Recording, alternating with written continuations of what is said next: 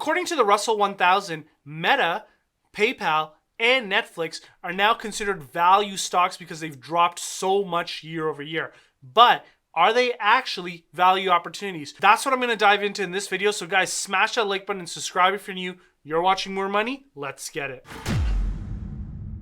What's up guys, and welcome back to the channel where the goal here is to help at least 1,000 people achieve financial independence much sooner. And let's dive right into that. You can see here that the Wall Street Journal reported that Facebook, Netflix, and PayPal are value stocks right now. And you can see here as we dive further into the article that all three of those names will jump into the Russell 1000 Value Index, and their weights in the Russell 1000 Growth Index will dwindle. So they're effectively being reclassified as value stocks. But the question is, are they actually value stocks? Well, before we dive into that, you can see here that technology has really been down year to date. Notice that the S&P 500 is down approximately 20%, so obviously bear market territory. But Meta is down over 50%, PayPal is down over 60%, and Netflix is down over 70%. So clearly what the market perceives as a value for these companies has significantly declined since the beginning of 2022. And I want to go into three of these in a little bit more detail. So you can see here, these are the street targets for Meta.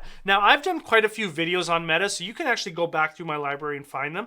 But effectively what's happening here is that the analysts are estimating that the 1 year out price target for Meta is 81% above the current share price of approximately $157 per share. Now, I pre-recorded this video, so the share price might be a bit higher or a bit lower than the 157, but that's just where it's at right now. But notice how the analysts have been coming down. They originally thought that this target stock price was closer to $400 per share, and now it's closer to $300. But still, it's significantly higher than where it currently has been.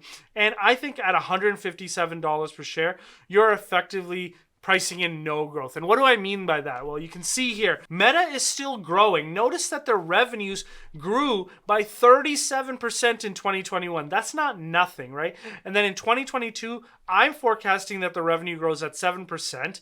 And thereafter, I'm forecasting that the revenue grows at the lower double digits. Even if their revenue grows in the high single digits or mid to high single digits, this company still should not be trading at where it's currently trading at. And I'll explain that even further here. So you can see my free cash flow per share valuation. This is something that the Patreons get access to. In fact, the Patreons get access to the previous exhibit as well. But based on a 17.5 times multiple, which I think is low, I think Facebook should probably be valued using a 20 times multiple. But let's just go with a 17.5 times multiple to prove what I'm trying to say here is, at that multiple, this company is valued at approximately $260 per share. So very close to what the analysts are valuing it. And my models are notoriously pessimistic relative to generally what the street believes. But based on what the current share price is telling us is that the company is trading at 14.8 times 2022's expected EPS, which effectively means that the market is forecasting a perpetual no growth situation in revenue for Meta. And the only way that they're really going to see some form of growth is just through inflationary increases, but nothing substantial forever. And so we're effectively saying that at $157 per share price, that there is no value to the management that currently exists in Meta. And I just don't believe that. I believe in the management too much. I believe in the Zuck. I do feel as though they will have a piece of the metaverse as well. And none of that is valued into the stock. In fact, just their base business is not even being valued correctly. So I think there's a lot here and a lot of value in the Facebook play. And that's why I actually have Facebook in my tracker. And it's tracked as just one of the companies that are trading in that sort of close to 50% of their intrinsic value. Yes, it's around 60% right now. And it very well could come closer down. Now, moving into PayPal, the street is estimating that the current share price should be around $220 per share. And so that's a 64% amount above the current share price of $73 per share. But notice how much faster the analyst estimates have been coming down on this one. Earlier in 2021, they were forecasting it at around $300 per share. And now it's close to $100 per share. the problem that I have with PayPal, and we've discussed this on our monthly calls with the Patreons, is that I really don't know how to forecast competition. And the online spending space, it's a very competitive space, and every year there's new innovations and new entrants. And so it's a very hard area to value. And so it violates question number 2 of the 4 questions that we ask when valuing a company.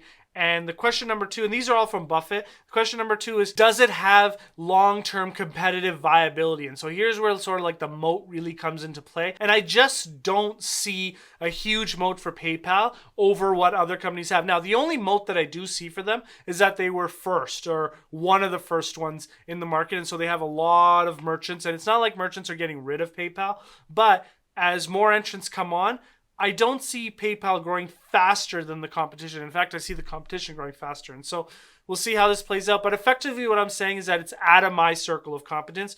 And so it is a stock that I do have on my tracker, but I'm not super confident in the valuation. And so you can see here, my valuation is a little bit less than the analysts. But I do have to say that it's very hard to value, as a future competition is hard to predict. But I'm effectively valuing the company at $85 per share. So I'm saying that there's not a huge margin of safety at $73 per share. Because I find it so difficult to value and understand their competition, I don't think I would buy this company for anything greater than $40 per share, if I ever buy it at all. Look, I don't have to buy every opportunity. And this is one of those ones that I am totally comfortable sitting on the sidelines of. Now, of course, the other name that they mentioned was Netflix. The problem with Netflix is the same problem I've had with Netflix for many, many years. I've been an on and off subscriber for Netflix since 2005, I would say, 2006 maybe. But I've largely only been a free trial subscriber. The problem is you go on Netflix, they have some stuff, and then you kind of get bored of their offerings very quickly. And now we're entering into a situation where there's just way more competition. You got Disney, you have Paramount, you have Amazon, and of course you have Netflix. And then you even have Roku coming on. And so I don't really know how to gauge the competitiveness of Netflix in an environment where there's just more competitors. Like, look, we already know what happened on YouTube as the years progressed. Creators just started making less and less money as more and more creators started taking eyeballs from different creators that were in the space early on. And so I could see more and more eyeballs being taken away from Netflix as well. Plus, Netflix seems to be having an issue internally, which is causing issues, and it's becoming a little bit political at the company. And so I don't know how they react to that at the end of the day, but that poses another level of risk.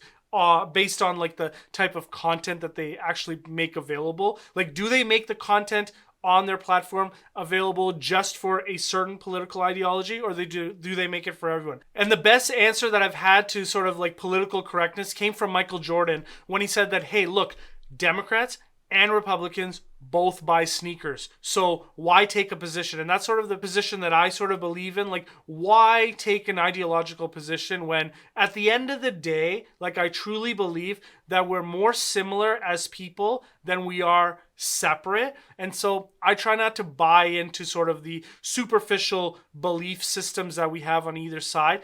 I like to believe that I can work with, live with, and invest with everyone. And so I hope that Netflix as a whole takes that sort of approach and just sort of like caters to everyone and sort of brings us together as a society. But it just looks like there's a little bit of risk there. So at the end of the day, it's tough to gauge. But the main issue is that it's really difficult for me to gauge the competitiveness of Netflix over the next 25 years or so. And so I'm out in terms of investor in Netflix. Now, if you want access to any of the models that I did talk about in this video, you can get access to those at the lower tier of the Patreon level. And like I always say, there's never any risk to you, because if you decide to try it out and then you decide that, hey, it's not for you, message me in the Patreon app before you cancel, just to let me know that you tried and it's not for you. And I'll fully refund your first month subscription so that there's no monetary risk to you. That's how much I believe in the product and the research that I provide. Now, there's some really interesting opportunities that are on the tracker. One of those opportunities we actually talked about in this video is Meta. And in fact, here's a cool thing. Meta has actually been the #1 most purchased security by super investors in Q1 of 2022. And I dive into that and analyze that whole situation in this video right here.